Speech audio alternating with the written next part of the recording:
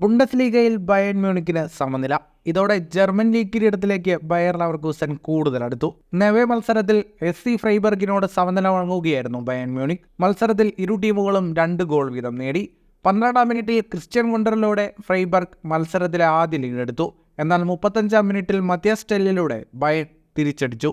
ആദ്യ പകുതി 1-1 സമനിലയിൽ പിരിഞ്ഞു.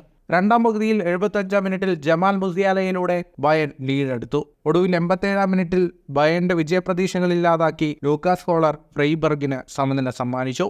മത്സരം സമനിലയിലായതോടെ ഒന്നാമതുള്ള ബയർ ലെവർകൂസനുമായി 7 പോയിന്റ് അകലമായി ബയേണിന്. ലീഗിൽ അപരാജിത കുതിപ്പ് നടത്തുന്ന ബയർ ലെവർകൂസനാകട്ടെ ബയേണിനേക്കാൾ 1 മത്സരം കുറച്ചാണ് കളിച്ചിട്ടുള്ളത്. അടുത്ത മത്സരം ജയിക്കാനായാൽ ലെവർകൂസന് 1-ാം സ്ഥാനത്ത് 10 പോയിന്റ് ലീഡാകും. ലീഗിൽ ഇനി ബയേണിന് 10ഉം ബയർ ലെവർകൂസന് 11 മത്സരങ്ങൾ മാത്രമാണ് ബാക്കിയുള്ളത്.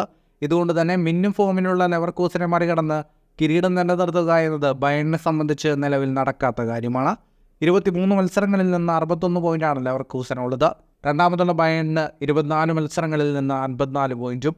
നാളെ രാത്രി 8 മണിക്ക് FC കോളനെതിരായാണ് ബയർ ലെവർകൂസന്റെ അടുത്ത മത്സരം. ഫുട്ബോൾ ലോകത്തെ കൂടുതൽ വാർത്തകൾക്കും വിശേഷങ്ങൾക്കുമായി സ്പോർട്സ് കഫേ ഇപ്പോൾ തന്നെ സബ്സ്ക്രൈബ് ചെയ്യുക.